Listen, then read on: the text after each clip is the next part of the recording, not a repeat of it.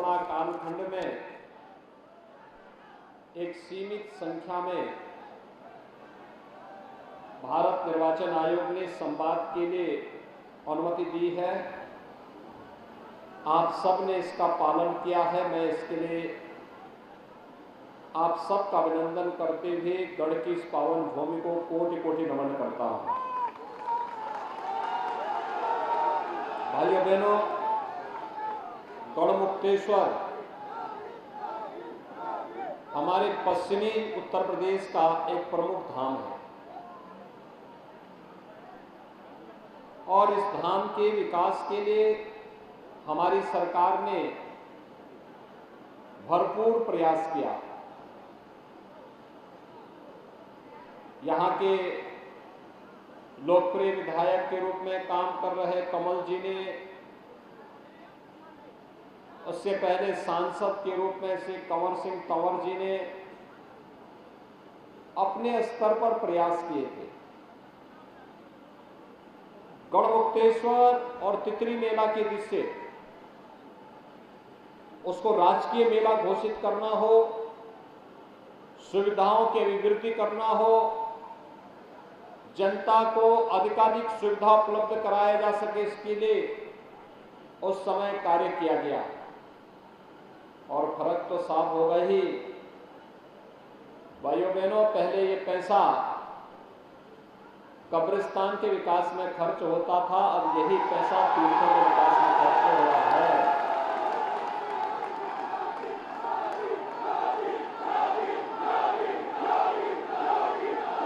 पिछली सरकारों की विकास की कोई सोच ही नहीं थी। उनके लिए विकास का मतलब या तो चाचा भतीजे के विकास से था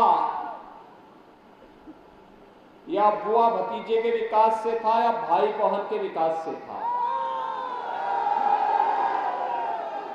हमारे लिए विकास का मतलब उत्तर प्रदेश की 25 करोड़ जनता को बिना भेदभाव के शासन की योजनाओं का लाभ देना।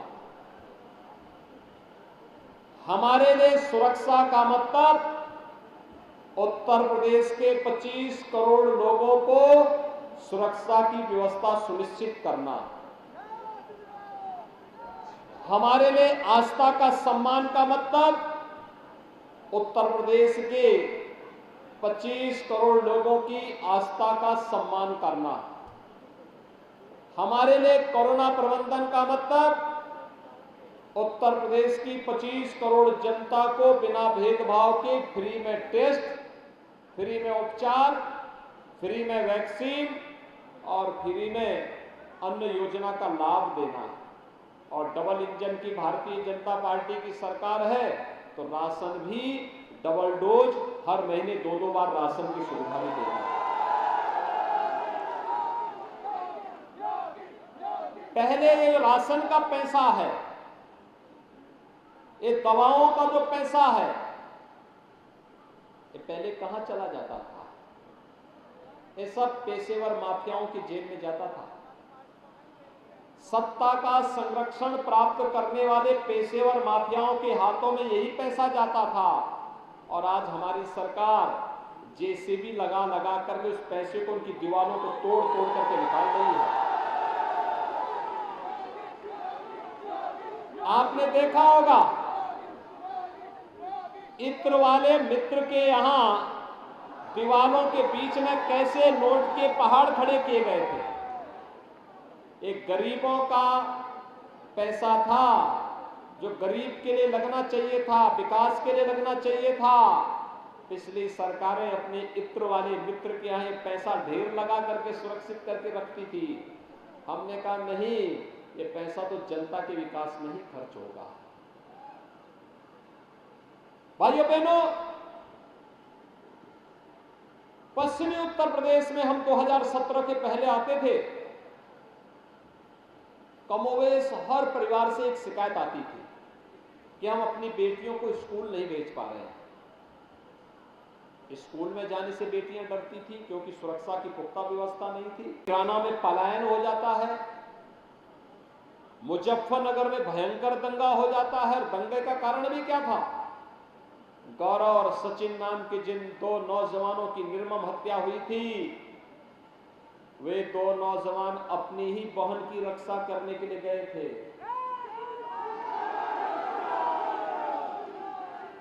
क्या पश्चिमी उत्तर प्रदेश गौरव और सचिन की शहादत को भूल गया है क्या? ये लोग, जिन लोगों ने उस समय गौरव और सचिन की हत्या की थी, आज फिर गुमराह करके ये लोग फिर से उसी दंगे की आग में झोंकने की साजिश का हिस्सा बनाना चाहते हैं। कैराना में फिर से पलायन कराना चाहते हैं, क्योंकि अब उत्तर प्रदेश में पलायन नहीं होता है, अब तो प्रगति होती है, प्रगति। अब 12 लेन के हाईवे बन रहे हैं। जेवर में दुनिया का सबसे बड़ा एयरपोर्ट बन रहा है। हमारे नौजवानों के लिए रोजगार भी बन रहा है। नहीं तो पहले भर्ती निकलती थी और सिपाही खानदान के सभी लोग भर दिए जाते थे। तब तो गढ़ को कोई पूछता ही नहीं था, हापुड़ को भी कोई नहीं पूछता था, बागपत को भी कोई नहीं पूछता था, मेरठ को और मुजफ्फरनगर को कोई पूछता ही नहीं था। तब तो पैसा लेकर के सिपाही खानदान सब कुछ अपने यहां भर देता था। लेकिन हम लोग आए, हमने कहा कि देखो भाई, जो गड़बड़ी करेगा भर्ती में उसको जेल के अंदर ठोसेंगे और उसकी संपत्ति जब्त भी करेंगे। और हम लोगों ने कार्रवाई की, खूब कार्रवाई की। 5 लाख नौजवानों को नौकरी दी है सरकारी। हर गांव का कोई ना कोई नौजवान पुलिस में भर्ती हुआ होगा। हर गांव की कोई ना कोई बेटी पुलिस में या फिर शिक्षक भर्ती में शिक्षक बनी होगी। ये पहले भी बन सकते थे, लेकिन पहले तो चेहरा देखा जाता था। पहले तो पैसा, बैकडोर से पैसा भी लिया जाता था। पहले सुरक्षा की पुख्ता व्यवस्था ही नहीं थी। पहले में फ्री राशन था ही नहीं। पहले विकास था ही नहीं। और जो कोई अपना पर्व और त्योहार घर में भी मनाता था तो पर्व त्योहार होने के 1 सप्ताह पहले से कर्फ्यू लग जाता था। आपने पिछले 5 साल में उत्तर प्रदेश में कर्फ्यू लगते देखा? अब कर्फ्यू नहीं लगता है। अब अपराधियों को जब सरकारी बुलडोजर चला करके नेस्तनाबूद किया जाता है तो अपराधियों के संरक्षकों के घर में कर्फ्यू लगता है। जनता के लिए कर्फ्यू नहीं लगता है। और इसीलिए भाइयों बहनों, हम लोग आए हैं आपके पास। पिछली सरकार के समय गरीब भूख से मरता था, किसान कर्ज के तले दब करके आत्महत्या करता था, नौजवान पलायन करता था, व्यापारी से अवैध वसूली होती थी, बेटी स्कूल नहीं जा पाती थी, प्रदेश में अराजकता का वातावरण था, तो कोई निवेश करने भी नहीं आता था। अब तो पिछली सरकार का वार्षिक बजट जो प्रदेश का था वो मात्र 2 लाख करोड़ का था। हमारी सरकार ने 2 लाख करोड़ रुपए केवल किसान के खाते में डाल दिए। 1,56,000 करोड़ रुपए का तो गन्ना मूल्य का ही भुगतान हो गया है। लागत का 1.5 गुना एमएसपी किसान को दिया जा रहा है।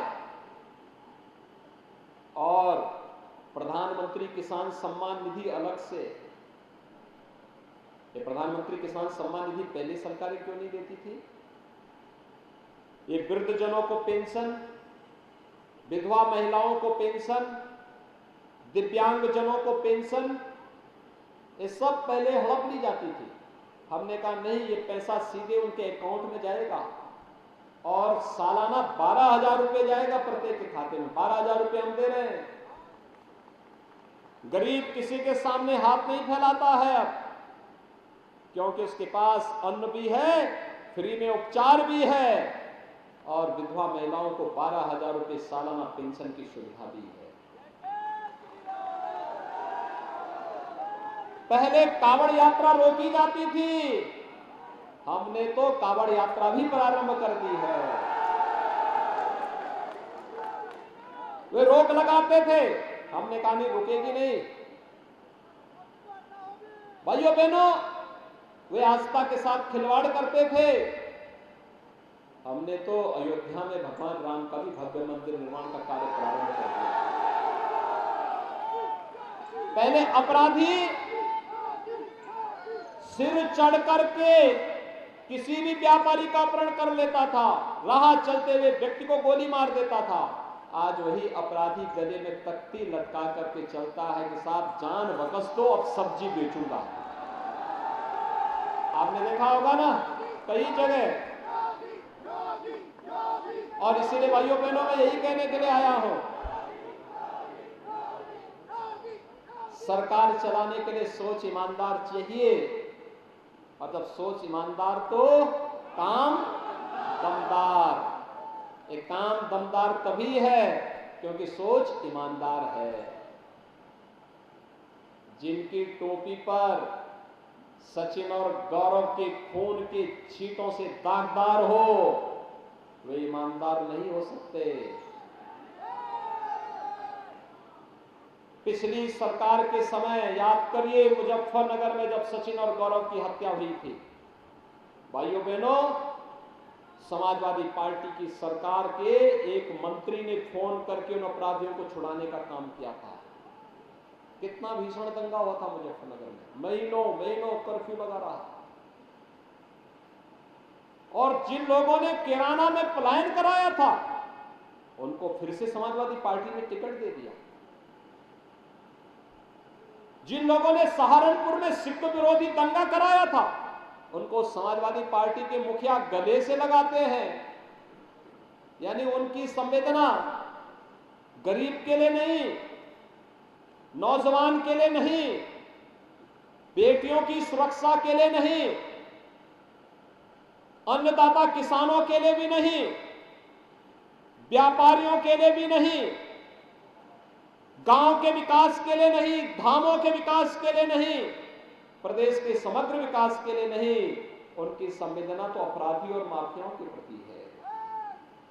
और इसलिए भाइयों बहनों, मेरी आप सबसे अपील है, ये चुनाव, मैं आपके पास चुनाव में इसलिए नहीं आया हूं कि हमने काम किया इसलिए वोट दीजिए। हमारी सरकार ने विकास भी कराया है, सुरक्षा भी दी है, कोरोना को पूरी तरह नियंत्रित भी करके रखा हुआ है और अपराध को भी अंकुश लगाया हुआ है। सुरक्षा सबको दी है। 43 लाख गरीबों को हम लोगों ने एक एक आवास दिया है। यानी अगर मैं 2004 से 2017 तक 14 वर्ष, 3 से 2017 तक 14 वर्ष के सपा बसपा सपा की सरकारों के कार्यकाल की तुलना करूं, इन्होंने जितना मकान गरीबों को नहीं दिया, उससे कई गुना ज्यादा मकान 43 लाख गरीबों को एक एक आवास हमने दिया है। 2 करोड़ 61 लाख गरीबों के घरों में शौचालय बनाया है। 1 करोड़ 43 लाख गरीबों को फ्री में बिजली का कनेक्शन दिया है। 1,21,000 से अधिक मजरों तक विद्युतीकरण का कार्य भी संपन्न किया है। 1 करोड़ 56 लाख गरीब परिवारों को फ्री में रसोई गैस के कनेक्शन भी दिए हैं। 1 करोड़ वृद्धजनों को, विधवा महिलाओं को, दिव्यांगजनों को 12,000 रुपए सालाना पेंशन की सुविधा भी दे रहे हैं। 2 करोड़ 54 लाख किसानों को प्रधानमंत्री किसान सम्मान निधि का लाभ भी दे रहे हैं।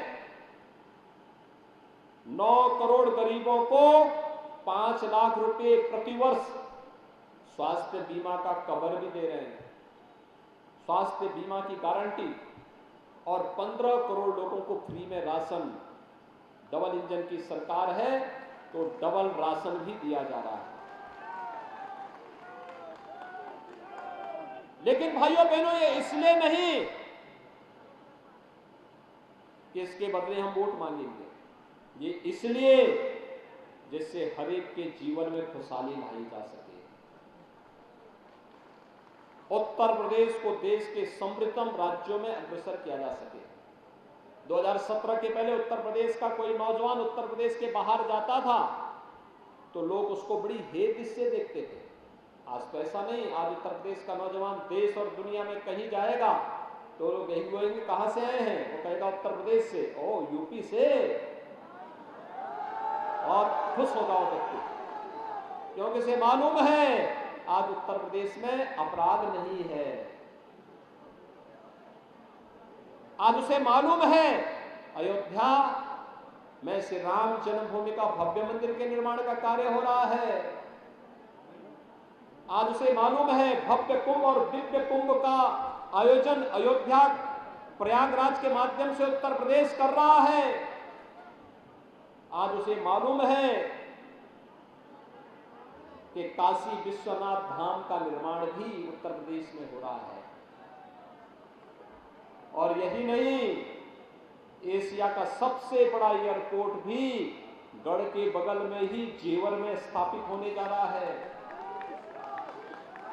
भाइयों बहनों, ये 2 लेन, 4 लेन, 6 लेन, 12 लेन की एक्सप्रेस हाईवे, अभी हम गंगा एक्सप्रेसवे बना रहे हैं मेरठ से और सीधे प्रयागराज तक।